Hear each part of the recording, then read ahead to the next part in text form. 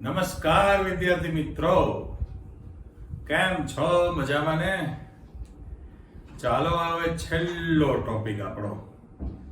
તમે જોઈને કહેશો કે ભાઈ આ બોર્ડ કેમ આખું ભરાઈ ગયેલું છે, પણ છેલ્લે હું તમને કહીને ગયેલો, યાદ આવે છે ને?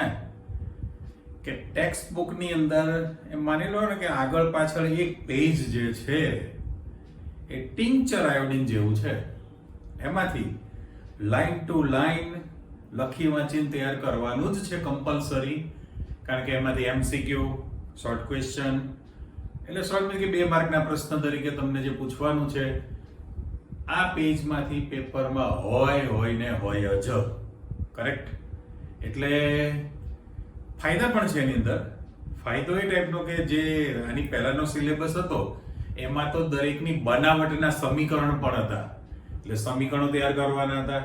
ચલો, એ તો તમને શાંતિ આપી દીધી કે ભાઈ તમારા સમીકરણ પ્રિપેર કરવાના છે જ નહીં ટેક્સ્ટ બુકમાં, એટલે શાંતિ. પણ પરફેક્ટ ડિસ્ક્રિપ્ટિવ પોર્શન છે, વર્ણનાત્મક, એટલે જેને વાંચી લખીને તૈયાર કરવાનું ગમતું હોય ને મજા આવશે. મુદ્દા વાઇઝ તમારે તૈયાર કરવું પડે, એટલે આપણે શોર્ટમાં શબ્દ તૈયાર કરી દેલા છે કે જેમાંથી તમારે વાક્ય રચના પૂર્ણ કરવાની છે. બરાબર? એટલે મેં કીધું એ પ્રમાણે સમીકરણો આપણી પાસે નથી, એ શાંતિ છે. માત્ર એની અસર અને ઉપયોગિતા, 2 જ વસ્તુ તમારી પાસે જે છે એની અસર અને ઉપયોગિતાની જાણકારી આપવાની છે. ઓકે, તો આપણો છેલ્લો ટોપિક છે ને પોલી હેલોજન સંયોજનો કહેવાય. પોલી એટલે એક કરતા વધુ છે. બરાબર? એટલે એક અથવા એક કરતા વધુ હેલોજન પરમાણુ ધરાવતા કાર્બનિક સંયોજનો જેને પોલી હેલોજન્સ કહેવાય. ઓકે, એમ તો તમારે પી બ્લોકમાં હેલોજન સમૂહ ભણશો એમાં પણ આંતર હેલોજન સંયોજનની ટૂંક નોંધ આવશે. ઇન્ટર હેલોજન કમ્પાઉન્ડ્સ કહેવાય એને. બરાબર? પણ એમાં માત્ર ને માત્ર હેલોજનના જ પરમાણુ જોડાય. હેલોજનનો પરમાણુ જે છે એ 1:3, 1:5, 1:7 એવા પ્રમાણમાં ગોઠવણી થતી હોય. દાખલા તરીકે ક્લોરીન, બ્રોમિન, આયોડિન છે તમારી પાસે, તો ClF3 હોય તો 1 ક્લોરીનનો પરમાણુ 3 ફ્લોરિનના હોય. એટલે ઇન શોર્ટ હેલોજનના જ પરમાણુ એકબીજા સાથે જોડાયેલા તેને આંતર હેલોજન સંયોજનો કહેવાય. પણ આપણે જે શીખીએ છીએ એ કાર્બનિક રસાયણ છે અને એમાં એક અથવા એક કરતા વધુ હેલોજન પરમાણુ આવેલા હોય એવા કાર્બનિક સંયોજનો એને પોલીહેલોજન્સ કહેવાય. એક. બીજું કે આ પોલીહેલોજન સંયોજનો જે છે એનો ખાસ ઉપયોગ ઉદ્યોગોમાં, ઇન્ડસ્ટ્રીમાં થશે અને કૃષિ ક્ષેત્રે જંતુનાશક તરીકે મોટા ભાગે ઉપયોગ થતો હોય એવું ગણતરીમાં લઈએ. એટલે ઉદ્યોગોમાં, ઇન્ડસ્ટ્રીમાં અને કૃષિ ક્ષેત્રે, એગ્રીકલ્ચર ડિપાર્ટમેન્ટમાં એનો વધુ ઉપયોગ થતો હોય. કરેક્ટ? ચાલો સીધા પ્રશ્ન તરફ આપણે જઈએ છીએ. સરસ મજાનું મેં બોર્ડ ઉપર લખાણ કરી દીધેલું છે, એટલે તમારે એમાં માત્ર ને માત્ર ટોપિક છૂટા પાડી દેલા છે ક્વેશ્ચન તરીકે, તો યાદ રાખવામાં સરળતા રહેશે. મેં કહ્યું એ પ્રમાણે ટેક્સ્ટ બુકમાં તમારે લાઈન ટુ લાઈન બધું જ બનાવી દેવાનું છે તૈયારી માટે. ચલો આવો. તો પહેલી એની અલગ અલગ રીતે બનાવટના સમીકરણો છે જ, પણ આપણે સિમ્પલ એક સમીકરણ મૂક્યું જે આપણું 11મા ધોરણનું છે. કરો ચેક કે ભાઈ CH4 મિથેન છે, એનું ક્લોરિનેશન કરો છો પણ સૂર્યપ્રકાશની હાજરીમાં. જો તમે અહીંયા સૂર્યપ્રકાશની હાજરીમાં, સૂર્યપ્રકાશ આપણી પાસે ઉદ્દીપક છે એટલે હું ચોરસ બોક્સ મૂકી દઉં, પણ પ્રક્રિયાનું નામ જે છે ક્લોરિનેશન. મિથેનની સૂર્યપ્રકાશની હાજરીમાં અથવા ઊંચા તાપમાને ક્લોરીન સાથે પ્રક્રિયા કરો તો વિસ્થાપનની પ્રક્રિયા થઈને તમારી પાસે, દાખલા તરીકે અહીંથી રાઉન્ડ મૂકું છું તો 1 H તમારી પાસે દૂર થયો તો -HCl લખેલું છે, તો સભ્ય તરીકે 3 હાઇડ્રોજન વધ્યા CH3Cl. હવે આનું સાદું નામ ક્લોરોમિથેન અથવા મિથાઇલ ક્લોરાઇડ કહેવાય ને. લખું તો એ મને શરમ આવે. બરાબર ને? કારણ કે એક જ કાર્બન છે, દરેકના નામકરણ એક જ સરખું છે, ક્લોરોમિથેન અથવા મિથાઇલ ક્લોરાઇડ. એક સભ્ય હતું. પણ હવે એમ કે છે કે જો તમે વધુ સમય સુધી ક્લોરીન વાયુને પસાર કરો તો ચેઇન રિએક્શન, શૃંખલા પ્રક્રિયા જે તમે કહો છો, મુક્તમૂલક શૃંખલા પ્રક્રિયા, એ સતત ચાલતી રહેવાની છે. હવે આગળ તમારી પ્રોસેસ ચાલુ છે તો ફરી પાછું એમાંથી એક હાઇડ્રોજનનું વિસ્થાપન થાય. એટલે અહીંથી દાખલા તરીકે તમે ફરી પાછો એક H દૂર કરી નાખશો તો -HCl તમે લખેલું છે, તો કાર્બન પાસે 2 હાઇડ્રોજન અને 2 ક્લોરીન થયા, તો નામ પડે એનું ડાયક્લોરોમિથેન. સાચો, કારણ કે ક્લોરીનની સંખ્યા 2 છે એટલે ડાયક્લોરોમિથેન તો IUPAC નામ ખરું જ 2 હોવાને કારણે. અને પાછું બીજું નામ છે એનું મિથિલિન ક્લોરાઇડ. મિથિલિન શા માટે કહીએ છીએ તો તમને ખબર જ છે કે CH4 લખો તો CH4 છે તો મિથેન છે, એક હાઇડ્રોજન કાઢી નાખો એક સ્થાન ખાલી તો મિથાઇલ, હજુ એક હાઇડ્રોજન કાઢી નાખો તો CH2 ને આગળ પાછળ લાઇનિંગ મૂકી દો તો એને મિથિલિન સમૂહ કહીએ છીએ આપણે. એટલે એને મિથિલિન ક્લોરાઇડ સાદું નામ, મિથિલિન ક્લોરાઇડ IUPAC નામ ડાયક્લોરોમિથેન બને. એટલે આપણી પાસે મેં ખાના પણ પાડેલા છે કે તમારો પહેલો જે ક્વેશ્ચન આવે ને એ ડાયક્લોરોમિથેન ની સંક્ષિપ્તમાં માહિતી આપો, આ તો સમજાવો, ટૂંક નોંધ લખો, કોઈ પણ શબ્દ વાપરે તો તમારે એની અસરો સમજાવવાની છે, જે લખેલી છે પાઠ્યપુસ્તકમાં એ લખવાની જ છે, અને એનો ઉપયોગિતા છે. એ ક્વેશ્ચન આપણી પાસે અહીંયા તૈયાર થઈ ગયો, જો આપણું બ્લોક કરી દીધું.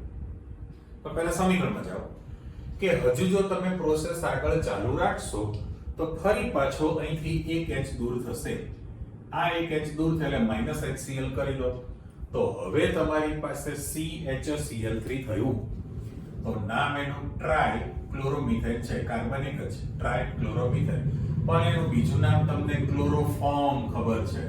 સાચો, ક્લોરોફોર્મ વ્યક્તિને સુંઘાડી દો લૂંટવા માટે, પિક્ચરોમાં તમને બતાવે ને, આમ હેન્ડકરચીફ હોય હાથ રૂમાલ એમાં નાખે, બેંકમાંથી બેગ લઈને બહાર નીકળ્યો સુંઘાડી દે, બેભાનથી જાય. કિડનેપ કરવું તો પણ એવું કરે. એટલે ક્લોરોફોર્મ નિશ્ચેતક તરીકે વપરાય, મુખ્ય ઉપયોગ તો ક્લોરોફોર્મ છે. પણ હજુ તમને એક હાઇડ્રોજન પરમાણુ દર્શન દે છે ને, ચાલો એને સાફ કરી નાખો. એટલે હજુ તમારી પ્રક્રિયા આગળ ચાલુ રહે તો ફરી પાછો આ H નીકળી ગયો, -HCl થાય તો CCl4 બધા અપને વાલે ભેગા થઈ ગયા. તો હવે એમાં તો 4 ક્લોરીન જ છે એટલે ટેટ્રાક્લોરોમિથેન. ટેટ્રા એટલે 4 છે અને એક જ કાર્બન, ટેટ્રાક્લોરોમિથેન બની ગયું. પણ સાદું નામ તમને ખબર છે, કાર્બન ટેટ્રાક્લોરાઇડ, જે અગત્યનો કાર્બનિક દ્રાવક છે. કરેક્ટ.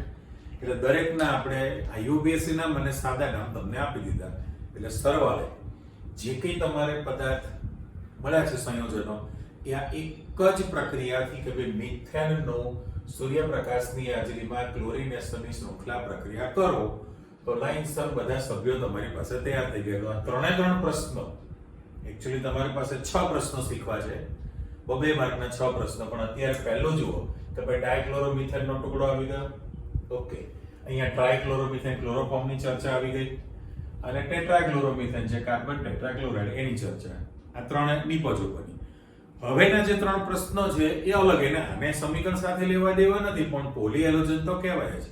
એટલા માટે કે જે રીતે અહીંયા ક્લોરોફોર્મ છે તેની નીચે મેં જો આયોડોફોર્મ શબ્દ લખ્યું છે, ટ્રાય આયોડોમિથેન કહેવાય, આયોડોફોર્મ એની ચર્ચા બહુ 2-3 લીટી છે.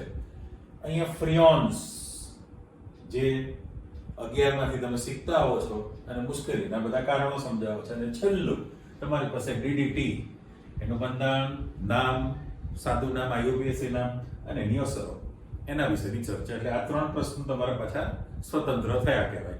ચલો આવો, તમારો પહેલો જે ક્વેશ્ચન છે, એટલે મારે અહીંયા માત્ર ને માત્ર નિશાની એવી કરી નાખવાની કે ભાઈ ડાયક્લોરોમિથેન આપણી પાસે પ્રશ્ન છે. ઓકે, તો ડાયક્લોરોમિથેન વિશેની જાણકારી આપો. તો એની અસર અને ઉપયોગિતા શું છે એની ચર્ચા મૂકી. મેં એક શબ્દ મૂકેલા છે અને ધીરે ધીરે આપણે એને ક્લિયર કરતા જાઓ. તો જે ડેશ મૂક્યું છે ઉપર મુજબ, બરાબર. એટલે અસરોમાં 5 મુદ્દા છે તમારી પાસે. પહેલામાં પહેલો જે ઉપર મુજબ એટલે વાંચવાનું તમારે ડાયક્લોરોમિથેન. ડાયક્લોરોમિથેન એ મનુષ્યના ચેતાતંત્રને નુકસાની કરે છે. નર્વ સિસ્ટમ જે આપણે કહીએ છે ને નર્વ્સ, બરાબર, નર્વ સિસ્ટમની અંદર મનુષ્યના ચેતાતંત્રને નુકસાની કરે. આ પહેલું અસરમાં.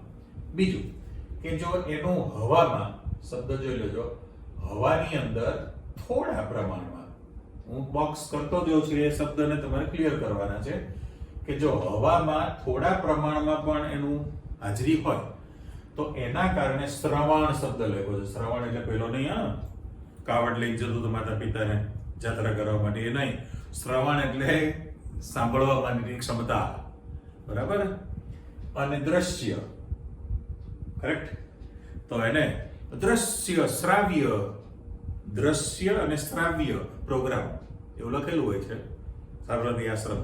તો દ્રશ્ય એટલે તમને ખબર પડી ગઈ કે ભાઈ આંખની કેપેસિટી છે જોવાનું, વિઝ્યુઅલ જે છે, અને શ્રવણ એટલે સાંભળવા માટેની ક્ષમતા. તો જો થોડું પ્રમાણ હશે તો સાંભળવા માટેની ક્ષમતા અને આંખની અંદર ક્ષમતા જે છે એમાં આંશિક રીતે નુકસાની કરે. આંશિક એટલે થોડો ભાગ પણ નુકસાન તો કરે છે. ઓકે, પણ આ બંને વાક્ય લગભગ પાસ એને બગડો ને તગડો એનો છગડ્યો કૌંસ કરી દઉં છું. જુઓ, બીજા નંબરમાં થોડા પ્રમાણમાં લખેલું છે અને અહીંયા આપણે હવે વધુ પ્રમાણમાં કરી દીધું. ઓકે, કે જો ડાયક્લોરોમિથેનનું વધુ પ્રમાણ હોય, વધુ પ્રમાણની હાજરી હોય તો જે વધારાની અસર તમને જોવા મળે એ તમે ચેક કરો કે ચક્કર આવે, ઉલટી થાય, વોમિટિંગ, બરાબર. ચક્કર આવે, ઉલટી થાય, હાથ પગની આંગળીઓ અને અંગૂઠામાં ઝણઝણાટી આવે, એટલે ખાલી ચડી જાય ટાઈપનું એને સેન્સેશન જતું રહેવું લાગે, જડતા રિજિડિટી એટલે સુસુપ્ત થઈ જાય, હલનચલન અટકી જાય. જો આનું પ્રમાણ વધી જાય તો ચક્કર આવે વ્યક્તિને, ઉબકા આવે, ઉલટી થશે, વોમિટિંગ, હાથ પગની આંગળીઓ અંગૂઠામાં ઝણઝણાટી આવે, વાઇબ્રેશન અનુભવે અને શિથિલ પણ થઈ શકે. આ વધુ પ્રમાણ હોય એટલે ઓછા પ્રમાણની અસર, વધુ પ્રમાણની અસર તમારી પાસે આવી ગઈ. એ સિવાય તમને એમ કહે છે કે ભાઈ ડાયક્લોરોમિથેન જે છે જો સ્કિન ત્વચાના સંપર્કમાં આવે તો તીવ્ર બળતરા કરે, એટલે ઇરિટેટ કરે સ્કિનને, તરત જ બળતરા થશે અને લાલ રંગના ચકામાં પડી જાય. જ્યાં જ્યાં છે લાલ કલરની સ્કિન થવા માંડે, જેમ સ્કિન એલર્જી હોય કેવું રેડ થવા માંડે, એવી ટાઈપનું સ્કિનના સંપર્કમાં આવે તો તીવ્ર બળતરા થાય, ઇરિટેટ થાય સ્કિન અને લાલ કલર બને. હવે મેઇન અગત્યનું છે કે જો એનું પ્રમાણ સીધું આંખના સંપર્કમાં આવે તો આંખના કોર્નિયાને બાળી નાખે. કોર્નિયા જે છે આપણે નેત્રપટલ જે સમજાવતો હોય ઇંગ્લિશ તો કોર્નિયા કહેવાય. એટલે આંખના સંપર્કમાં દાખલા તરીકે આવે તો કોર્નિયાને બાળી નાખે. તો પહેલામાં પહેલું ડાયક્લોરોમિથેન જે છે એ એકચ્યુઅલી મીઠી વાસ ધરાવતું બાષ્પશીલ પ્રવાહી છે. અને જાણકારી આપી કે ભાઈ બાષ્પશીલ પ્રવાહી પણ છે અને મીઠી સ્મેલ ધરાવતું હોય તો આ જે છે એની બાષ્પ જો તમારામાં ગઈ વેપર તો તરત વધુ પ્રમાણ હોય તો આંખનો કોર્નિયાને બાળી નાખે, આંખને નુકસાની કરે છે. એટલે આ એની અસરો તમે જોઈ. અને હવે એની ઉપયોગિતા. તો ઉપયોગિતામાં મેઇન જે તમને આપેલું છે કે ભાઈ આ જે છે એ ખાસ કરીને એનો ઉપયોગ દ્રાવક તરીકે થાય, બરાબર. સોલ્વન્ટ, દ્રાવક તરીકે ખાસ એનો ઉપયોગ થાય છે. બીજું પેઇન્ટ, જે રંગને દૂર કરનાર જે કલર છે, કલર પેઇન્ટ ઉદ્યોગ આપણે બોલીએ, પેઇન્ટ ઇન્ડસ્ટ્રી, તો એ કલરને દૂર કરવા માટે પણ એનો ઉપયોગ થાય. બીજું કે એરોસોલમાં, ઇંગ્લિશ શબ્દ આપણે વાપરેલો છે, એરોસોલમાં નોદક શબ્દ 2-3 વખત આવશે પણ એ પ્રોપેલન્ટ કહેવાય. એરોસોલની અંદર એ નોદક પ્રોપેલન્ટ તરીકે ઉપયોગ કરવામાં આવે. એટલે આપણે ત્યાં સીઝ ફાયરની જે આમ તો પ્રોટેક્શન માટે જે રેડ ડબલા મૂકેલા છે, પ્રવાહી સ્થિતિમાં કાર્બન ડાયોક્સાઇડ જે છે, કાર્બન ડાયોક્સાઇડ એને બહુ જ દબાણ આપીને એને સંકોચી દેવામાં આવે. આપણે ઘન કાર્બન ડાયોક્સાઇડ બોલીએ છીએ. જો ફાયર થાય તો તરત એ આપણે છોડીએ છીએ અને આ અગ્નિશામક તરીકે વાપરી શકીએ. તો એમાં જે નોઝલ હોય એ નોઝલની અંદર એકદમ તીવ્ર પ્રેશરથી બહાર નીકળે એટલે એને નોદક પ્રોપેલન્ટ કહેવાય, એમાંથી પસાર થતું હોય. પછી છે ધાતુની સફાઈ માટે, અહીં શબ્દ જોઈ લો, કોઈ પણ મેટલ છે એ ધાતુની સફાઈ માટે દ્રાવક તરીકે ઉપયોગ થશે. અને ચોથો મુદ્દો કે ઔષધોના ઉત્પાદનમાં પ્રક્રમ દ્રાવક છે, એટલે પ્રક્રમ એટલે પ્રોસેસ. પ્રોસેસ દ્રાવક જે છે એટલે સ્ટેપ બાય સ્ટેપ જે તમે મેળવતા હોય એની અંદર પ્રોસેસ સોલ્વન્ટ તરીકેનો પ્રક્રમ દ્રાવક એટલે ટૂંકમાં એવું નથી કે આખો જ પ્રશ્ન પૂછે તમને ખાલી ડાયક્લોરોમિથેનની અસર જણાવો એવો ક્વેશ્ચન અને એની ઉપયોગિતા છે તો આપણે તો બે પાર્ટ પાડી દીધા ચોપડીમાં જે બધું મિક્સ છે એને આપણે મુદ્દા વાઇઝ છૂટું પાડ્યું તમે પણ લખી શકશો એ રીતે કાગળ ઉપર કે ભાઈ અસરો 5 હતી એની અને એની ઉપયોગિતા જે છે એ તમે 4 કીધી મેઇન ઉપયોગ દ્રાવક તરીકે કલર દૂર કરવા માટે પેઇન્ટ ઉદ્યોગની અંદર એરોસોલમાં ધાતુની સફાઈમાં દ્રાવક તરીકે અને ઔષધોનું જે ઉત્પાદન થતું હોય મેડિસિન એની અંદર પણ એ પ્રોસેસ સોલ્વન્ટ તરીકેનો ઉપયોગ થતો હોય એટલે આ આખો પ્રશ્ન તમારી પાસે આવી ગયો ચલો ખસો આગળ તો પછી તમારી પાસે આવી ગયું ભાઈ ટ્રાયક્લોરોમિથેન અહીંથી મારે એરો પાડી દેવાનો કે ભાઈ ટ્રાયક્લોરોમિથેન જે છે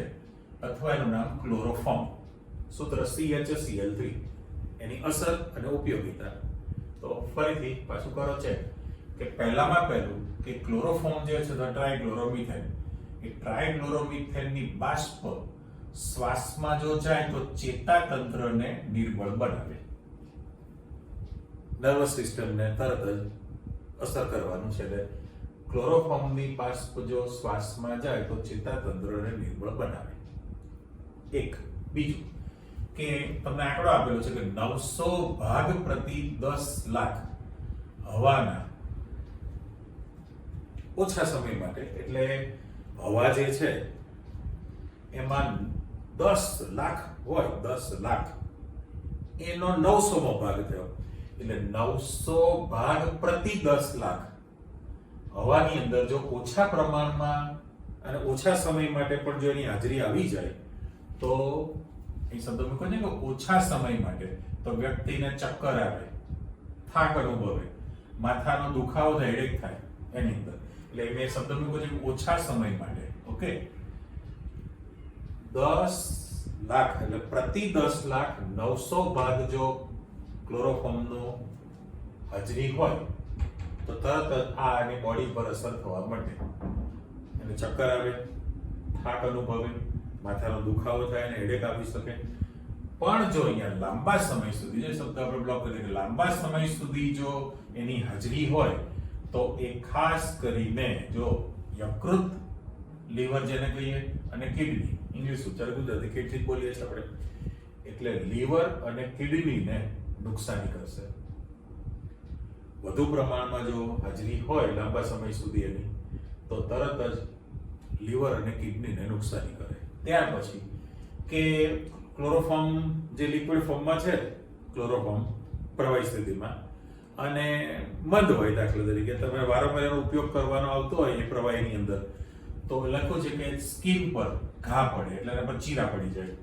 વધુ પ્રમાણમાં દાખલા તરીકે એનો ઉપયોગ કરવાનો જ હોય હાથથી જ સીધો તો ચીરા પડી જશે એટલે ઘા પડે એવો શબ્દ લખેલો છે ચામડી પર તરત ઘા પડશે અને હવે જે છે પાંચમો મુદ્દો એ કામનો છે કે ભાઈ ક્લોરોફોર્મ જે છે જે કેમિસ્ટ્રી લેબની અંદર સિલ્વર નાઇટ્રેટનું જે દ્રાવણ છે સિલ્વર નાઇટ્રેટ એ બ્રાઉન કલરની બોટલમાં રાખવામાં આવે છે કેમ સૂર્યપ્રકાશથી બચાવવા માટે સૂર્યપ્રકાશની હાજરીમાં એનું થવા માટે વિઘટન તો અહીંયા પણ એવો શબ્દ કીધો છે કે જો પ્રકાશની હાજરી હોય સૂર્યપ્રકાશની હાજરી તો તરત જ એ ઓક્સિડેશનની પ્રક્રિયા કરવા માટે અને એમાંથી જે બને કાર્બોનિલ ક્લોરાઇડ જેને કહેવામાં આવે છે ફોસ્જીન બનાવી દે અને એ જે ફોસ્જીન છે એ જીવલેણ છે વિષાલુ છે ઝેરી છે ઝેરી એટલે વિષાલુ અને જીવલેણ મૃત્યુ પણ પામે નુકસાન કરતા કહેવાય એનું સમીકરણ આપણે મૂકેલું છે કરો છે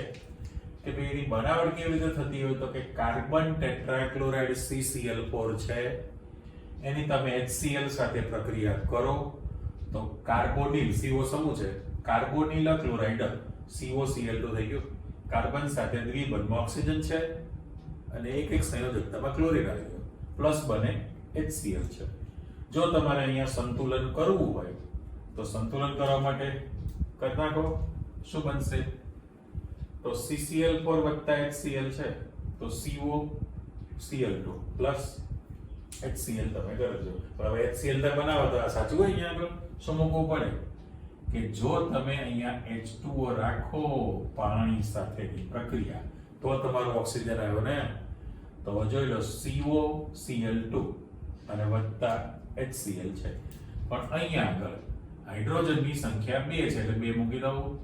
ઓકે, તો ક્લોરીન તમારી પાસે 2 ને 2 4 થાય તો 4 છે, એક કાર્બન છે, એક ઓક્સિજન છે, કમ્પ્લીટ. એટલે અહીંયા આગળ CCl4 કાર્બન ટેટ્રાક્લોરાઇડ છે, એની જો પ્રક્રિયા થાય તો COCl2 બને વત્તા HCl બની જાય. એટલે કાર્બોનિલ ક્લોરાઇડ છે જે ફોસ્જીન કહેવાય, વિષાલુ છે, જીવલેણ છે, ફોસ્જીનનું પ્રમાણ એટલે સૂર્યપ્રકાશની ગેરહાજરીમાં એને રાખવું પડે, નુકસાન કરતા. ઉપયોગિતામાં તમે જાઓ તો સૌથી પહેલું કે ક્લોરોફોર્મ જે છે એ ચરબી, ફેટ, આલ્કેલોઇડ શબ્દ બાયોલોજીનો, અને આયોડિન માટે એ દ્રાવક તરીકે વપરાય છે, સોલ્વન્ટ તરીકે. ચરબી, આલ્કેલોઇડ, આયોડિન એની અંદર દ્રાવ્ય બને ક્લોરોફોર્મમાં એટલે દ્રાવક તરીકે વપરાશે. હવે અગત્યનું જે આપણો સ્વતંત્ર પ્રશ્ન છે ફ્રીઓન્સ. જે ફ્રીઓન જે છે એ પ્રશીતક, કુલન્ટ તરીકે રેફ્રિજરેટર અને એસી એર કન્ડિશનર રેફ્રિજરેટરમાં એનો ઉપયોગ જે કરવામાં આવે છે, તો એમાં તમને આપ્યું છે R22. હવે એક સમજૂતીમાં એવું છે, કઈ આપણે અત્યારે એક જગ્યાએ તમને R22 લખેલું છે અને ફ્રીઓનના પ્રશ્નમાં તમારી પાસે જે પાછું લખાણ આવે તો એમાં R122 લખેલું છે. એનો મીનિંગ એવો છે એ ફ્રીઓનના પ્રશ્ન વખતે કે ભાઈ R જે છે એટલે આલ્કાઇલ સમૂહ છે, 22 એટલે હેલોજન પરમાણુની સંખ્યા સરખી હોય. હેલોજન પરમાણુની સંખ્યા જો તમારી પાસે સરખી રહેતી હોય કે ભાઈ 2 ક્લોરીન હોય અને 2 ફ્લોરીન હોય, કારણ કે એને આપણે ક્લોરોફ્લોરોકાર્બન બોલીએ છીએ ને, ક્લોરો સી પહેલા, F પછી ફ્લોરો અને કાર્બન, ક્લોરોફ્લોરોકાર્બન્સ જે છે એને ફ્રીઓન્સ આપણે કહીએ છીએ. તો ફ્રીઓનની બનાવટની અંદર એનો ઉપયોગ થતો હોય. અને ત્રીજું જે છે જે આપણે પહેલા જ કીધું કે ક્લોરોફોર્મ જે છે એ ખાસ નિશ્ચેતક તરીકે અનકોન્શિયસ કરવા માટે, બરાબર, સર્જરી કરવા માટે, વાઢ કાપની ક્રિયા દરમિયાન કીધેલું આપણે, સર્જરી દરમિયાન વ્યક્તિને બેભાન કરવા માટે નિશ્ચેતક તરીકેનો ઉપયોગ થતો પહેલા. પણ હાલના સંજોગોમાં શું કહે છે કે એની જગ્યાએ ઈથર વધારે ઉપયોગમાં આવે છે. ઈથરમાં આપણો પછીનો ચેપ્ટરમાં આવવાનું જ છે, ડાઇઇથાઇલ ઈથર. ડાઇઇથાઇલ ઈથર છે એ નિશ્ચેતક તરીકે વાપરી શકાય. કારણ શું છે તો કે એ પહેલાની સાપેક્ષમાં વધુ સુરક્ષિત છે, સેફ ગણાય, અને ઓછા વિષાલુ છે. ઓછા વિષાલુ, ઝેરી એ જે ટોક્સિક જે આપણે ઝેરી પ્રમાણ છે એનું પ્રમાણ એનું ઓછું છે. એટલે 3 વાક્ય કીધા. મેઇન જે છે ત્રણેય માટે દ્રાવક તરીકે, ફ્રીઓન્સની બનાવટ માટે વપરાય, નિશ્ચેતક તો છે તે, પણ હાલના સંજોગોમાં ઈથર એટલા માટે વાપરે કે એ ઓછા વિષાલુ છે અને વધુ સુરક્ષિત છે. એટલે આ તમારી પાસે આખી માહિતી આવી ગઈ ટ્રાઇક્લોરોમિથેન ક્લોરોફોર્મ. આપણે નીચે એનું પહેલા પૂર્ણાવૃત્તિ કરી નાખો પછી જ આગળ વધીએ. એટલે અહીંયા જે ક્વેશ્ચન તમને મૂકેલો છે, આ જે ક્વેશ્ચન, ઓકે, ક્યુ કરી દઉં, ટ્રાય આયોડોમિથેન છે. હવે ટ્રાય આયોડોમિથેન જે છે એને આયોડોફોર્મ શબ્દ કીધું છે, CH3 થયું ને, IUPAC નામ લો તમે તો ટ્રાય આયોડોમિથેન એક જ કાર્બન છે.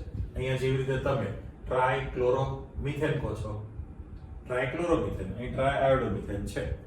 આયોડોફોર્મ, ક્લોરોફોર્મ, આયોડોફોર્મ, બ્રોમોફોર્મ એવો શબ્દ પડે.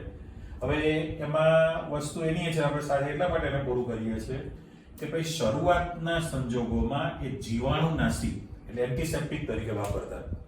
આયોડોફોર્મ જે છે એ એન્ટિસેપ્ટિક તરીકે શરૂઆતમાં એનો ઉપયોગ કરતા હતા. હવે સંયોજન પોતે એન્ટિસેપ્ટિક છે જ નહીં, પણ એમાં શું થાય તો કે એમાંથી I2 આયોડિન જે છે મુક્ત થવાને કારણે એન્ટિસેપ્ટિક તરીકે વર્તે છે. જવાબદાર આયોડિન છે એમાં, અને આયોડિન મુક્ત થાય વિભાજન થવાથી. એટલે શરૂઆતમાં એ એન્ટિસેપ્ટિક તરીકે વાપરતા હતા, પણ એ જવાબદાર છે એમાંથી મુક્ત થયેલો I2 એન્ટિસેપ્ટિક તરીકે વર્તે, એનું રીઝન હતું. પણ તકલીફ શું છે કે એકદમ ખરાબ વાસ, અરુચિકર શબ્દ વાપર્યો તમારી બુકમાં, પેલા કારકમ કોતરી આવે, સ્વરુચિ અનુસાર ભોજન એવું લખેલું, સ્વરુચિ અનુસાર ભોજન એટલે બફે સિસ્ટમ હોય, તમને જે ગમતું એવું તમે પ્લેટમાં લઈને ખાઈ શકો. સ્વરુચિ અનુસાર ભોજન. અહીંયા અરુચિકર એટલે તમને ગમે એવી સ્મેલ નથી. ટૂંકમાં મેં શબ્દ લખ્યો ખરાબ વાસ, બરાબર, ટોક્સિક સ્મેલ આપણે બોલીએ તો ખરાબ વાસ ધરાવતું હોવાને કારણે હાલના સંજોગોમાં એ સીધું આયોડોફોર્મ નથી વાપરતા, પણ આયોડિન યુક્ત અન્ય દવાઓ વાપરવામાં આવે છે. એન્ટિસેપ્ટિક તરીકે આયોડિન યુક્ત અન્ય દવાનો ઉપયોગ કરવામાં આવે છે.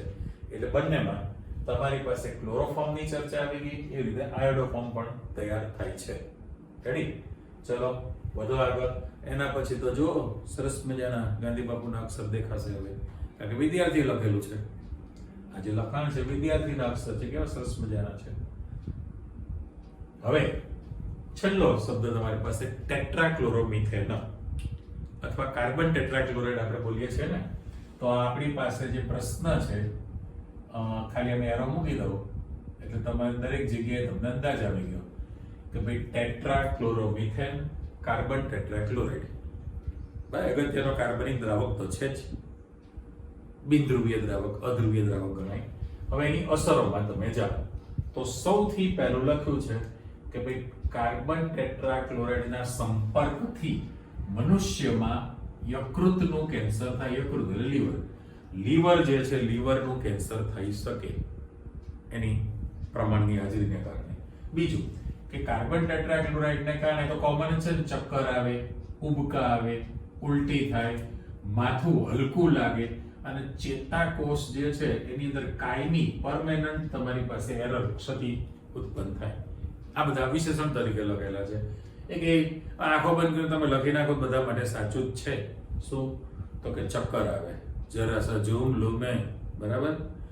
તો ચક્કર આવે અને ઉબકા, સેન્સેશન આવે વોમિટિંગનો, અને થઈ પણ જાય પછી એટલે ઉલટી, બરાબર? માથું ભારે દુખે, માથું હલકું લાગે. માથું હલકું એટલે શું? તમે માથું છે જ નહીં એવું લાગે તમારી જેમ મગજ છે જ નહીં એવી રીતે આમાં. અને કાયમી રીતે ક્ષતિ પહોંચી શકે, પરમેનન્ટ નર્વ સિસ્ટમને નુકસાની કરે. પછીનું છે કે જો ગંભીર પરિસ્થિતિઓ, જો વધુ પ્રમાણ એબ્સોર્બ થયેલું હોય તો ગંભીર પરિસ્થિતિની અંદર એ વ્યક્તિ બેભાન થઈ જશે, અનકોન્શિયસ થઈ જાય, કોમામાં આવી શકે, અથવા તો ક્યારેક વ્યક્તિ મૃત્યુ પણ પામે. એટલે આપણે 3 સ્ટેજ આપે ને, સરસ મજાના જો લખ્યા કે જો ગંભીર પરિસ્થિતિ હોય પેશન્ટની તો બેભાન થઈ જાય, અનકોન્શિયસ છે, બરાબર? મૂર્છિત એટલે કોમામાં કહેવાય, કોમામાં આવી જાય. અને હાર્ટ ચાલુ હોય, કોમા એટલે ખબર છે ને, હાર્ટ ખાલી ચાલુ રહેતું હોય, પમ્પિંગ, બાકી બધું શિથિલ થઈ ગયેલા હોય બોડીના દરેક ઓર્ગન્સ એની અંદર. એમ શિથિલ એટલે વર્ક ફંક્શન અંદર ચાલુ, પણ તમને અંદર કોઈ જાતનું મળે નહીં જોવા. એટલે બેભાન થાય, કોમામાં આવી જાય, અથવા તો મૃત્યુ પણ પામે. પછી વિશેષ સંપર્કથી જો વધુ એથીને પણ જો એક્સેસ આવી ગયો, એટલે આને હું છબીને કોર્સ કરી દઉં. જો આપણે 3 પરિસ્થિતિ લીધી ને, પેલો 11મા ધોરણમાં રાસાયણિક બંધનમાં H2 અણુનું બંધ નિર્માણ લેતા હતા, બેરિયર પોટેન્શિયલનો આલેખ, કે ભાઈ અનંત અંતરેથી નજીક આવે તો બંને વચ્ચે આકર્ષણ અને અપાકર્ષણ બળ લાગે, બરાબર? ત્યાં શું લાગે? તો કે આકર્ષણ બળ વધુ લાગે અપાકર્ષણ કરતા. એક કેસ એટલે જોડાતા પહેલા બંને બળ સરખા થઈ ગયા તો કાયમી રીતે જોડાઈ જાય, પણ મારફાડ ગતિ કરીને આવે, એને અટકવાનું છે, એ અંતર પણ ભૂલી જાય એટલે વટાવી ચોકે ઇન સેન્સ. તો આકર્ષણ કરતા અપાકર્ષણ બળ વધી જાય તો ફેંકાઈ જાય. 3 કેસ તમે લીધા.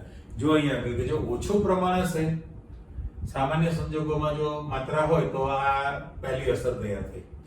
થોડું વધુ પ્રમાણ થઈ જાય, ગંભીર પરિસ્થિતિમાં આવે તો આ તમારી પાસે કન્ડિશન આવી.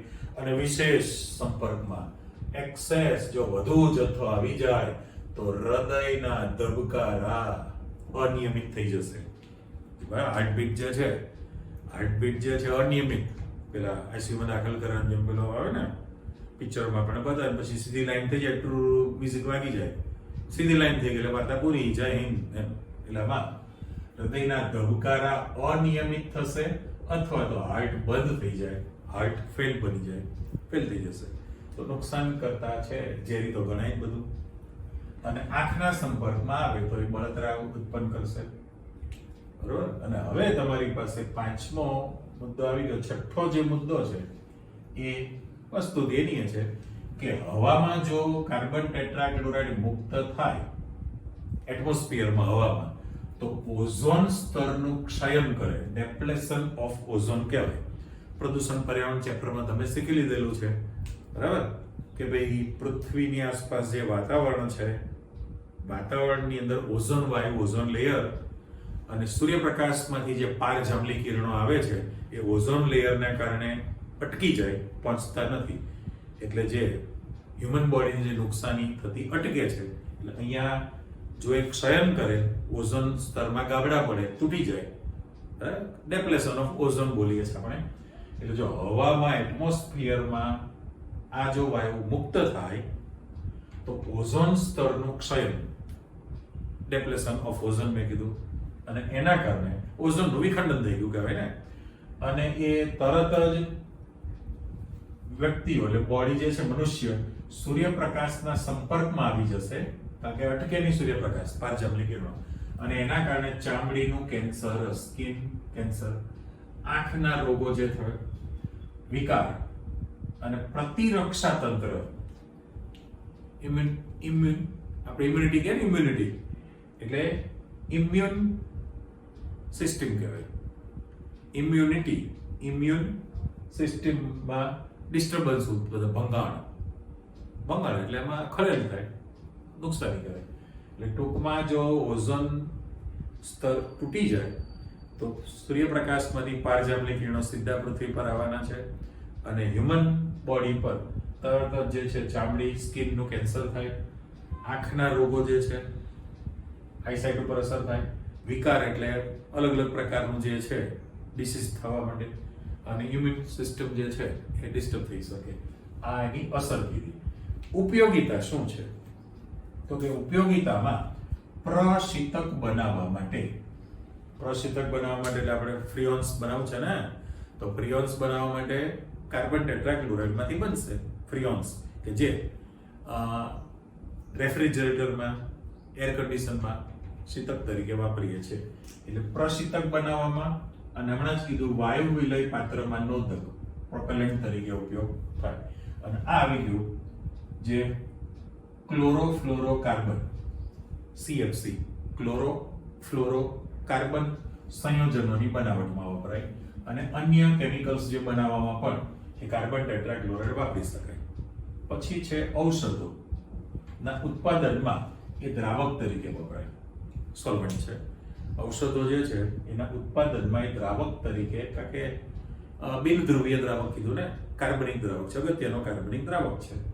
અને પછી ગ્રીસની સફાઈ માટે, ગ્રીસ જે છે લ્યુબ્રિકેટન્ટ તરીકે, અને જે ઘરની અંદર ડાઘા પડેલા હોય, સ્પોટ્સ જે છે, સ્પોટ જે અનલાઇક જે સ્પોટ પડેલા હોય એ દૂર કરવા માટે દ્રવ એટલે પ્રવાહી કહેવાય ને, એ જે પ્રવાહી સ્થિતિમાં છે એ ડાઘા દૂર કરવા માટે ઘરની અંદર અલગ જગ્યાએ, અને ગ્રીસની સફાઈ માટે. અગત્યનું તમને કીધું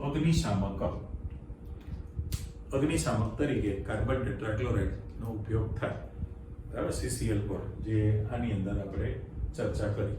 એટલે કાર્બન ટેટ્રાક્લોરાઇડ માટે એની અસરો અને ઉપયોગિતા, એટલે મેં કહ્યું એ પ્રમાણે તમારી પાસે જેમ જેમ આખું ચેપ્ટરમાં જે ટોપિક શીખતા ગયા, તો એમાં જ્યાં ને ત્યાં SQ એટલે મીન્સ કે MCQ બનવાના જ છે પેપરની અંદર, જુદી રીતે. તો આ આવી ગયો, આની આપણે ચર્ચા કરીને ફ્રીઓન્સ છેલ્લો શબ્દ મૂકો છો એટલે પાછા આવી જાવ. તો પહેલું ફ્રીઓન્સ તમે કોને કહો છો? તો પહેલી ચર્ચા કે મિથેન અને ઇથેન. મિથેન પણ હોઈ શકે અથવા ઇથેન પણ હોઈ શકે. એના ફ્લોરો ક્લોરો કાર્બનિક સંયોજનો કહેવાય, બરાબર. મિથેન અને ઇથેનના ફ્લોરો ક્લોરો કાર્બનિક સંયોજનો છે એને આપણે ફ્રીઓન્સ કીધેલા છે. એ વાયુ સ્થિતિમાં છે. હવે એની પોતાની લાક્ષણિકતા શું છે? તો કે અતિસ્થાયી એટલે સ્ટેબલ છે, બિનઝેરી છે, બરાબર, નિષ્ક્રિય છે, અને નોન કોરોઝિવ. કોરોઝિવ એટલે ક્ષારણ. એ ક્ષારણ ધાતુ પર ક્ષારણ ઉત્પન્ન કરી શકતું નથી, નોન કોરોઝિવ કહેવાય ઇંગ્લિશ. અને એનું સરળતાથી પ્રવાહીમાં રૂપાંતર થઈ શકે, પ્રવાહી પણ થઈ શકે એવા વાયુ છે. એટલે ફ્રીઓન્સ જે છે અતિ સ્થાયી છે, બિનઝેરી છે, નિષ્ક્રિય છે, પ્રતિક્રિયાત્મકતા એની બહુ જ ઓછી એટલે નિષ્ક્રિય છે, એક ક્ષારણ ન ઉત્પન્ન કરી શકે, નોન કોરોસિવ તમે કીધું છે, અને એ વાયુનું સરળતાથી પ્રવાહીકરણ થઈ શકે, પ્રવાહીમાં રૂપાંતરણ થઈ શકે છે. ઓકે, હવે જે આપણે નામ કહ્યું છે ફ્રીઓન 122 ઉદ્યોગોમાં બહુ જ અગત્યનું ઉપયોગી ફ્રીઓન્સ આપણે કીધું છે. બરાબર. હવે બનાવવાનું કઈ રીતનું છે તમે ચેક કરો. અહીંયા આગળ લગન જો છેલ્લો શબ્દ શું હતો તમારી પાસે? કાર્બન ટેટ્રા ક્લોરાઇડ નો ઉપયોગ તમે CFC સંયોજનોની બનાવટમાં કરો છો. તો આપણે CCl4 માંથી ફ્રીઓન્સ લાવવું પડે. લખો સમીકરણ જુઓ કે ભાઈ CCl4 કાર્બન ટેટ્રા ક્લોરાઇડ છે, એની તમે એન્ટીમની પેન્ટાફ્લોરાઇડ SbF5 લખેલું છે. એન્ટીમની એટલે પૈસા વગરનું, બરાબર. એન્ટીમની પેન્ટાફ્લોરાઇડની સ્વાર્ટ્સ પ્રક્રિયા છે. ચોપડીમાં આર નથી લખ્યો બિચારા સ્પેલિંગમાં, પણ આપણે તો ભણી લીધી ને ચેપ્ટરમાં. SWARTS સ્વાર્ટ્સ પ્રક્રિયા કરવામાં આવે તો તમારી પાસે જે સભ્યકોઈનું વિસ્થાપનની એક્ચ્યુઅલી પ્રક્રિયા થઈ કહેવાય. તો વિસ્થાપનની અંદર આ જે એન્ટીમની ફ્લોરાઇડ છે ત્યાં તમારી પાસે શું બની જવાનું છે? SbCl4. જો એન્ટીમની ટ્રાઇક્લોરાઇડ બની ગયું, અને આ જે છે એ CCl2F2 તમારી પાસે સભ્ય બને છે.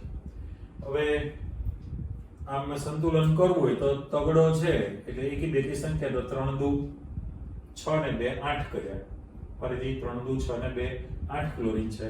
તો અહીંયા મારે 2 કરી દો તો 4 દુ 8 થઈ ગયા, 4 દુ 8 તૈયાર થશે ક્લોરીન.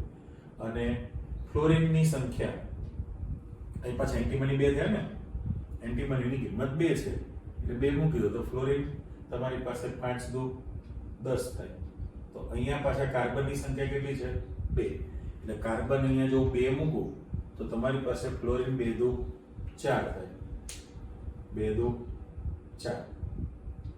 સંતુલન નથી થતું ને, એટલે એ સંતુલન શું કહેવાય? અત્યારનું કાઢી જ નાખું છું, મારે કોઈ અક્ષર લખવો નથી, આ બધું જ કેન્સલ. બરાબર. અને ટ્રાયલ એન્ડ એરર મેથડ આપણે કઈ આવી છે? Trial and error method. એટલે હતું એમને પાછો શબ્દ મૂકી દો કે ભાઈ આ કાર્બન ટેટ્રા ક્લોરાઇડ છે, એની એન્ટીમની પેન્ટાફ્લોરાઇડ સાથે સ્વાર્ટ્સ પ્રક્રિયા કરવામાં આવે તો CCl2F2 બને. તો આનો મીનિંગ શું છે? તો ફ્રીઓન જે છે 1 એટલે કાર્બનની સંખ્યા 1 કહેવાય, 2 તો હેલોજન જે બંને રાખેલા છે ફ્લોરીન ને ક્લોરીન જ હોવાના છે. તો ક્લોરીનની સંખ્યા 2 છે એટલે બગડો છે, ફ્લોરીનની સંખ્યા 2 છે એટલે પણ બગડો તમે લખી શકો. કરેક્ટ. એટલે ફ્રીઓન 1 2 2 લખેલું એટલે નંબર છે એનો. તો કોઈ પણ વ્યક્તિ જુઓ તો ખબર પડે કે ભાઈ મિથેનનો અણુ લીધેલો છે, મિથેન. હવે એની સંયોજકતા કેટલી છે? 4. એ 4 હાઇડ્રોજન નીકળી ગયેલા છે, એમાં 2 સંયોજકતામાં ક્લોરીન છે અને 2 સંયોજકતામાં ફ્લોરીન છે. રેડી. તો બીજી શક્યતા કેટલી છે તમારી પાસે સંભાવના? મેથ્સની દ્રષ્ટિએ તમે વિચાર કરો તો મારે CCl એક જ ક્લોરીન રાખું તો F3, 3 શક્યતા બને. એક કાર્બન લેવું તો 2 ક્લોરીન છે 2 ફ્લોરીન છે, પહેલું સંયોજન. ધારો કે ક્લોરીન એક જ રાખું તો ફ્લોરીન 3 રાખવા પડે, એનાથી ઉલટું કરી નાખો. ફ્લોરીન એક રાખું તો ક્લોરીન તમારે કેટલા રાખવા પડે? 3. એટલે એનો નંબરિંગ એવું થાય કે એક જ કાર્બન છે 122 લખો તો આ બે સરખા છે, પણ એની બદલે 1 1 3 133 લખું તો ફ્લોરીન 3 છે અને ક્લોરીન 1 છે. અને એના બદલે અહીંયા તગડો કરું નીકળો કરું 31 કરું તો 131 પડી. તો પછી ઇથેન આપણે રાખીએ તો ઇથેનની અંદર 2 કાર્બન છે તો સ્ટાર્ટિંગ છે બગડો લખવો પડે. હજી 122 છે એટલે એકની જગ્યાએ બસ બગડો મૂકું. ઓકે. અને હવે 3 સંયોજકતામાં 3 ક્લોરીન લઉં અને 3 ફ્લોરીન લઈ લઉં તો તમારી પાસે શું થવાનું છે? 233 થાય ને, 233 છે. એવી રીતે કાર્બનની સંખ્યા 2 છે એટલે એકડા જગ્યાએ બગડો ફિક્સ છે. બાકી તમે અહીંયા આગળ ઇથેનના અણુમાં ક્લોરીન અને ફ્લોરીનની સંખ્યા બદલે રાખો એટલે આવી સિરીઝ બને. ફ્રીઓન સંયોજનોને આવા પ્રકારની સિરીઝ શ્રેણી તૈયાર થઈ. એમાંનો જે બહુ ઉપયોગી છે, ઉદ્યોગોમાં ઉપયોગી એવું તમારું ફ્રીઓન 122. એ મેં તમને સમજૂતી આપી કે આ રીતનું વર્ગીકરણ થાય. અને એની અસર શું છે તો સામે છે એની ચર્ચા કે વાતાવરણની અંદર પૃથ્વીથી જે બધું વાતાવરણ છે એમાં અલગ અલગ આયોનોસ્ફિયર, સમતાપી આવરણ ને બધું જે છે એમાં ક્ષોભ આવરણ બની ગયું છે ને. ક્ષોભ આવરણ કોને કહેવાય? તો કે પૃથ્વીના વાતાવરણમાં એવું લેયર છે કે જેની નીચે પૃથ્વી ઉપર જીવ સૃષ્ટિ અસ્તિત્વ ધરાવે છે અને ક્ષોભ આવરણ કહીએ છીએ. તો ક્ષોભ આવરણમાં મુક્ત શૃંખલા પ્રક્રિયા થવાને કારણે ઓઝોનનું જે લેયર છે એની અંદર ડિસ્ટર્બન્સ, ખલેલ ઉત્પન્ન કરે. બરાબર? એટલે ફ્રીઓન્સ જે છે એની હાજરીથી મુક્ત શૃંખલા પ્રક્રિયા થઈ અને એના કારણે ઓઝોનના લેયરમાં ખલેલ પહોંચે, નુકસાની પહોંચે છે. ચલો, આ ફ્રીઓન્સનું પતી ગયું. ટ્રાયોડોફોર્મ આપણે સાથે ચલાવવાનો. છેલ્લો પ્રશ્ન તમારી પાસે છે ડીડીટી. તો પહેલા તેનું સ્ટ્રક્ચર આપણે મૂકવું છે. સરળમાં દોરવું હોય તેવું લખી શકાય. જુઓ કે દાખલા તરીકે આ બેન્ઝીનની એક રિંગ છે, આ વચલો કાર્બન અને આ બેન્ઝીનની બીજી રિંગ છે. આ રિંગના પેરા સ્થાનમાં Cl લખું છું અને આના પેરા સ્થાનમાં Cl મૂકું છું. ઓકે. પછી અહીંયા બીજો એક કાર્બન લેવા આખું સ્ટ્રક્ચર છૂટું પાડું છું અને આની સાથે 3 ક્લોરીન મૂકી દઉં. કાર્બનને સહેજ લાઇનિંગ આપું એટલે તમને ખબર પડે. તો આ કાર્બનની 4 સંયોજકતા થઈ ગઈ. તો ઉપલા કાર્બનમાં એક જ H રહેવાનો છે ને. હવે આપણે આનું નામ લખવું છે. તો કાર્બનના નંબર આપણે આપી દઈએ 1 અને 2. બરાબર? IUPAC નામ જો તમારે કરવું હોય તો મારે આને 1 અને 2 કરવું પડે ને. ચલો આને ચેન્જ કરો. મેં તો ખાલી ઇથેન પૂરતું કીધેલું. હવે પહેલા તો એનું સાદું નામ લખો. તો DDT જે તમે લખેલું છે DDT, તો આના પેરા સ્થાનમાં Cl છે એટલે પહેલો P પેરા. પછી આના પણ પેરા સ્થાનમાં છે એટલે એને દર્શાવવા માટે P ડેશ લખેલું. P ડેશ એટલે આનું para para P dash dichloro. Okay, dichloro છે. બંને રિંગ છે એટલે ડાયફિનાઇલ અને 1 2 3 છે એટલે ટ્રાયક્લોરો અને 2 કાર્બન છે એટલે એને ઇથેન કહી શકાય ને. ઇથેન. એટલે પહેલામાં પહેલું તમે જે સાદું નામ લખેલું છે DDT નું એ મેં તમને આપી દીધું. ચલો જુઓ ફરીથી. આ જે ચિત્ર મૂકેલું છે સ્ટ્રક્ચર એનું 11 માં આવી ગયેલું છે કે બે આ રિંગના પેરા સ્થાનમાં Cl એટલે પહેલો પેરા. આ રિંગના પણ પેરા સ્થાનમાં Cl છે એટલે એનો પણ પેરા પણ P dash. P dash dichloro, diphenyl, trichloro, ethane. 2 carbon છે. ઓકે. પણ IUPAC નામ તમારે લખવું હોય તો 111 ટ્રાયક્લોરો. બરાબર? પછી 2 છે એટલે 20 અને પેરાક્લોરો ડાયફિનાઇલ ઇથેન. કેવું રહ્યું? ફરીથી બોલું છું. 111 ટ્રાયક્લોરો, 20 એટલે 2 એટલે બીજા નંબરનો કાર્બન છે ને. 2 લખીએ. 2 પછી 20 પેરાક્લોરો ડાયફિનાઇલ, પેરાક્લોરો ડાયફિનાઇલ અને ઇથેન. તો એનું IUPAC નામ થયું. કે અત્યારે તમારી પાસે આ DDT ની વિગત આપી દીધી. હવે એ જે DDT છે એના બહુમાનમાં એવું છે કે ખાસ એનો ઉપયોગ મેલેરિયા ફેલાવનાર મચ્છરો જે છે એનો નાશ કરવા માટે, અને ટાઇફસ જે છે એ એક ટાઈપનો ઝેરી તાવ જ છે. મેલેરિયા જેમ તાવ છે એવી રીતે ટાઇફસ જે છે એ પણ ઝેરી તાવ છે. અને ફેલાવનાર ઘટકો કોણ? તો કે ઝૂ એલિકા. ઝૂ જેલિકા કહેવાય. એના દ્વારા ફેલાય છે એનો નાશ કરવા માટે વાપરવામાં આવે. બરાબર? અને પહેલા આની વાત પૂરી કરતો કે અસરોમાં એમ કહે છે કે જો DDT નું શોષણ થઈ જાય બોડીમાં તો એ ઝડપથી ચયાપચય ડાયજેસ્ટ સિસ્ટમ થઈ શકતી નથી. પણ એ શું થાય? ચરબીયુક્ત પેશીમાં જમા થાય, સંગ્રહ પામે. અગત્યની વસ્તુ કે હ્યુમન બોડીમાં ઝડપથી ચયાપચય ન થઈ શકે, ચરબીયુક્ત પેશીઓમાં જમા થાય, સંગ્રહ પામે અને એની જેમ જેમ શોષણ થયેલું હોય એની સંગ્રહ પામે એટલે એની માત્રા વધતી જવાની છે. અને બીજું કે માછલીઓ માટે એ અતિ ઝેરી ગણાય છે. માછલીઓ માટે કેવું છે? ઝેરી. એટલે અત્યારે ભૂખ પ્રમાણે આપણી પાસે એનું સ્ટ્રક્ચર આવી ગયેલું છે. બીજું કે મેલેરિયા ફેલાવનાર મચ્છરોનો નાશ કરવા માટે અને ટાઇફસ ઝેરી જે તાવ છે એ જૂથી ફેલાતું એનો નાશ કરવા માટે વાપરતા. બીજું કે આ બોડીમાં સંગ્રહ પામે અને એના કારણે માત્રા વધતી જાય અને માછલીઓ માટે અતિ ઝેરી છે. પણ આને બહુમાનમાં એવું કહી શકાય કે ભાઈ સૌથી પહેલું ક્લોરીન યુક્ત સંયોજન જંતુનાશક તરીકે સૌથી પહેલું DDT શોધેલું હતું. બરાબર.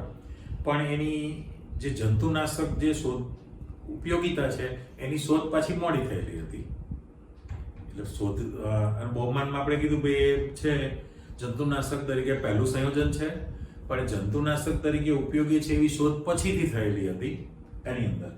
હવે યુનાઇટેડ સ્ટેટ્સ જે આપણે કહીએ સંયુક્ત રાષ્ટ્રએ તો એના પર રિસ્ટ્રિક્શન આપેલું છે કે ભાઈ તમે DDT નો ઉપયોગ ન કરો, કારણ કે એ હ્યુમન બોડી માટે, પ્રાણીઓ માટે, જળચર પ્રાણીઓ માટે પણ આપણે કીધું નુકસાની તો કરે જ છે એની અંદર. એટલે એના પર કંટ્રોલ કરેલો છે કે તમારો ઉપયોગ નહીં કરો, સ્ટે કહેવાય. છતાં આજની તારીખે આપણે ઉપયોગ દરેક દેશવાળા કરે જ છે એની અંદર. કારણ કે બીજું વિશ્વયુદ્ધ જ્યારે થયું, વિશ્વયુદ્ધ વખતે જે રોગચાળો ફાટી નીકળેલો, મૃત બધા પડેલા હોય બોડી, બરાબર, તો એનો રોગચાળો અટકાવવા માટે DDT નો છંટકાવ કરતા, એનો ઉપયોગ કરતા હતા. પણ મેં કહ્યું એ પ્રમાણે રિસ્ટ્રિક્શન છે છતાં કોઈ પાલન નથી કરતું. બેફામ દરેક દેશવાળા એનો ઉપયોગ તો કરે જ છે. બરાબર. ચાલો, ટૂંકમાં આજે તમે જે કંઈ શીખ્યા છો એ બધું જ પોલીહેલોજન સંયોજનની જાણકારી મેળવી લીધી. ટેક્સ્ટ બુકમાં આગળ પાછળનું એક જ પેજ ગણીએ ટોટલ લખેલું, બોક્સને અંદર બધું બાદ કરી નાખો તો આગળ પાછળ એક પેજ છે જે લાઈન ટુ લાઈન બહુ જ અગત્યનું. બરાબર. એટલે મેં તમને સમજાવવા માટે, કારણ કે જોડે લખીએ તો કોઈ અર્થ રહેતો નથી. તમે ખાલી મારો ઊંધો ચહેરો જુઓ, એની બદલે આપણે જે લખાણ તૈયાર કર્યું છે તમને સમજૂતી આપી કે દરેક પ્રશ્ન છૂટો પાડી દીધો. બરાબર. કે ભાઈ એની અસર અને ઉપયોગિતા, સમીકરણ તમારા બનાવવાનું છે જ નહીં. પણ છતાંય જનરલ તમને આપી દીધું કે ભાઈ આ મિથેનની ચેઇન રિએક્શનમાંથી જે બધા સંયોજનો મળે, જે સ્ટેપમાં પહોંચો એનું વિભાગીય નિસ્યંદન કરીને તમે છૂટું પાડી શકો છો. કરેક્ટ. એટલે ખાસ ઉદ્યોગોમાં એનો ઉપયોગ આવી ગયો અને કૃષિ ક્ષેત્રે પોલીહેલોજન સંયોજનો વપરાશે. ઓકે. એટલે આ તમે કમ્પલસરી બધું જ તૈયાર કરી નાખો, અગત્યનું છે. પ્રશ્ન મળે જ. ઓકે. ફરી પાછા નવા ટોપિક સાથે ભેગા થઈશું. મળીએ છીએ. બાય. આવજો.